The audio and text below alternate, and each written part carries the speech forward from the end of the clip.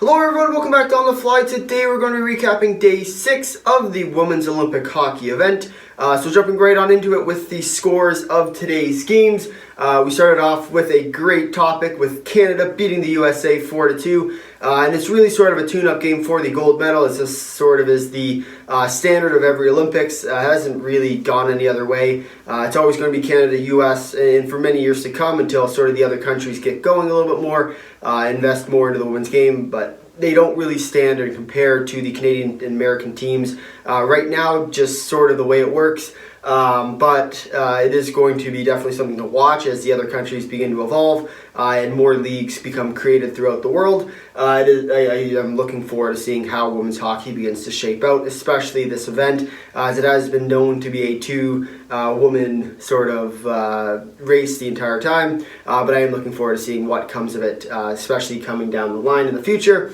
But in terms of the game, Canada did dominate for most of the game and really sort of just took away any sort of hope for the U.S. from the start and just put the pedal to the metal, beat them, got on with their day. And really it wasn't a game that the U.S. or Canada really needed to win. Obviously it's nice for the seeding. It's nice to get a little bit weaker teams. But at the end of the day, the other teams in Group A are all sort of the same. You look at Finland, Russia, Switzerland. They're all going to be somewhat similar competition. And then with the Group B teams, you're going to get them most likely eliminated here coming up in the quarterfinal rounds, especially when they start to play Group A. But I am looking forward to seeing what comes of that. And speaking of Group B, we'll move on to the second game of the day. And this was the game to decide the top of Group B. So the winner would have taken it, and the winner of the game was Japan, winning 3-2 in a shootout. So it was definitely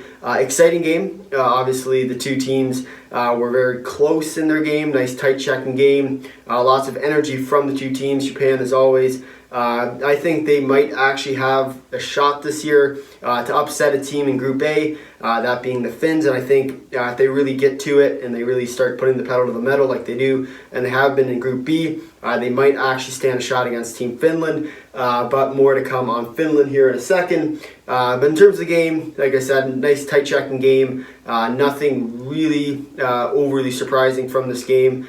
Japan, in my opinion, was the better of the teams. But of course, you still gotta win the game. You can't just outwork them. You gotta learn how to score. And Japan did do that twice, and then finally in the shootout, winning 3-2. Moving on to the third game of the day between Sweden and Denmark.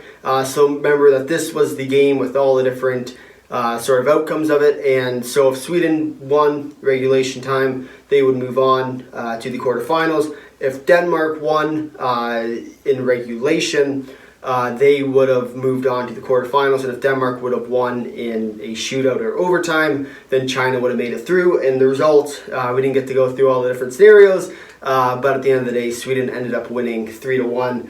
And it was closer than most people would have liked it to be, especially if you're from Sweden. But at the end of the day, Sweden did sort of pull away, and they didn't really stand too much of a shot. But they did sort of, keep it similar to what they were doing. Kept it simple. They didn't overcomplicate their game too much. At the end of the day, they took the victory. Moving on to the quarterfinal round, where they will play Team Canada.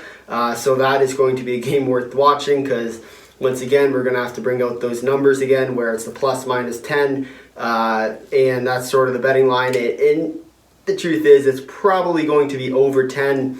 You even look at what Canada's done against teams in Group A this year. I do believe that it is going to be rough for Sweden in that game. But definitely something to pay attention to. Upsets have happened in the past before, but I really, really hope not, because once again, yeah. And then finally, the final game of the day, Finland and Russia. So finally waking the sleeping giant. Finland did win 5-0 over the Russians. And they started off the tournament really poorly, the Finns did. So definitely an exciting time for Finland, finally making their way and getting to the spot they should be. At the start of the tournament and throughout these videos, I've been saying Finland is always number 3 in pretty much every ranking you'll do. Go Canada, US at 1 and 2, you can pick. And then it'd be Finland at 3 with Russia, Switzerland, sort of that 4-5 combination. And then the rest of the teams coming down in Group B. But overall, I do expect Finland to continue their success. And then Russia playing Switzerland, I think, is going to be an interesting game. Obviously, Russia did take the first of the games, but I don't want to count out Switzerland. They have had a few good games, and Russia's also being hit with COVID really hard right now.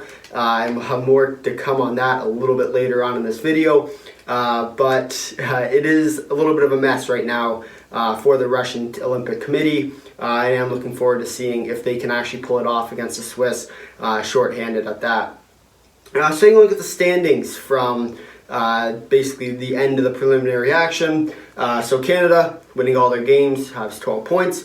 USA with 9. Obviously the one regulation loss to Canada. And then you have the 3rd, 4th, and 5th place, all with one regulation win, but by tiebreaker, which is the point differential between the three teams. Finland did take it with their 5-0 victory today. So they move into 3rd place.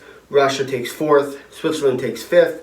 And then for Group B, because Group A takes 1, 2, 3, 4, 5, everybody makes it in. And then the Group B team sort of is that 6, 7, and 8 roll. So with 6, obviously Japan beating the Czechs today, pushed them into the first spot in Group B, placing them 6th overall right now. 7th for the Czechs, 8th for Sweden, and then 9th and 10th. China, oh so close in their very first Olympics, oh so close to actually making it to the quarterfinals this year, but just fell a little bit short, with Denmark falling down the wayside, last place. Rough tournament for Denmark, all things considered. But they weren't really favored to win this, or at least make the quarters. Sweden was the team that should have got in. China was the team that turned eyes. Denmark met expectations this time. So that was unfortunate for Denmark.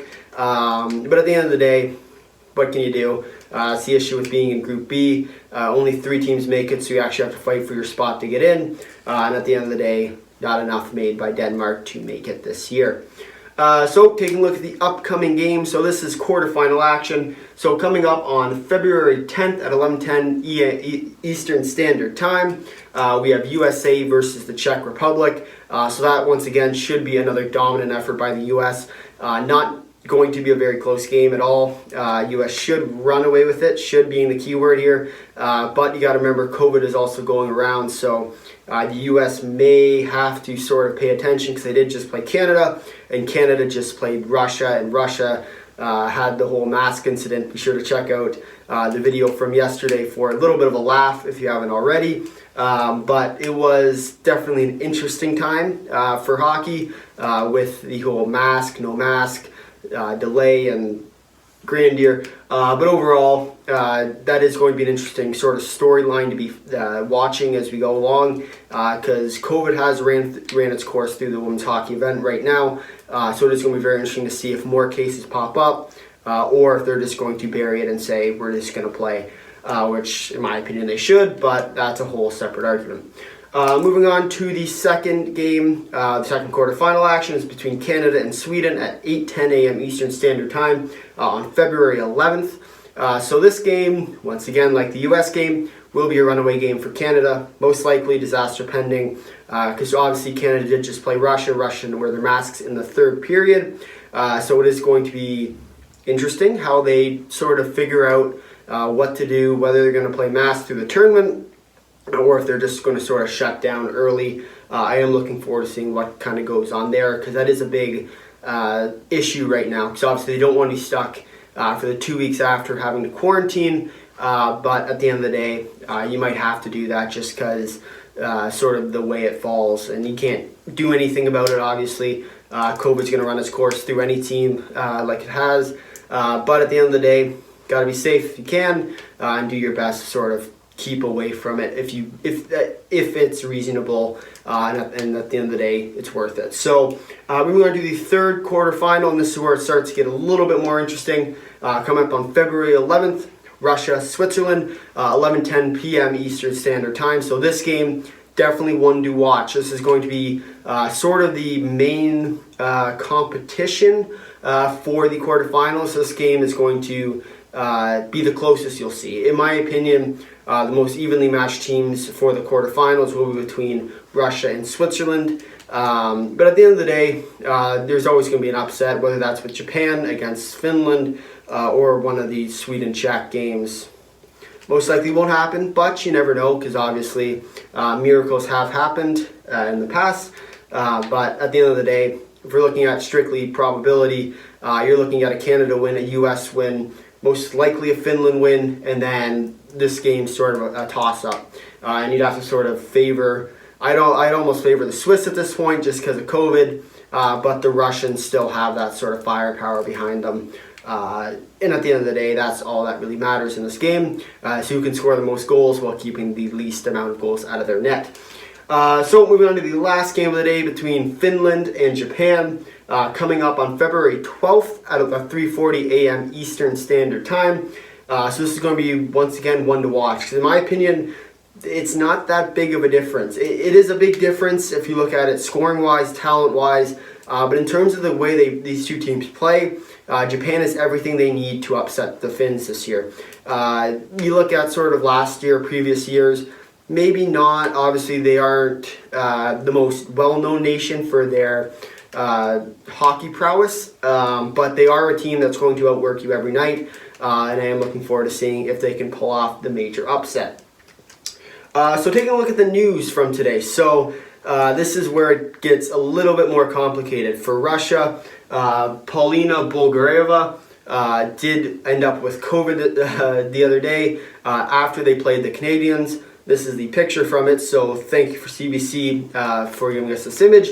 But you can see that there is unmasked with a masked player. Well, she had COVID, she tested positive, but it's hard to tell if they covered that up, because apparently she was negative coming into the game, yet positive coming out of the game. But it's this whole thing. It's going to be interesting to sort of track the development of that image. And whether or not that's going to impact the future of this hockey event. But other than that, we'll leave it on a more positive note. Quarterfinals set, going to be a very exciting few days. And finally, China and Denmark getting knocked out.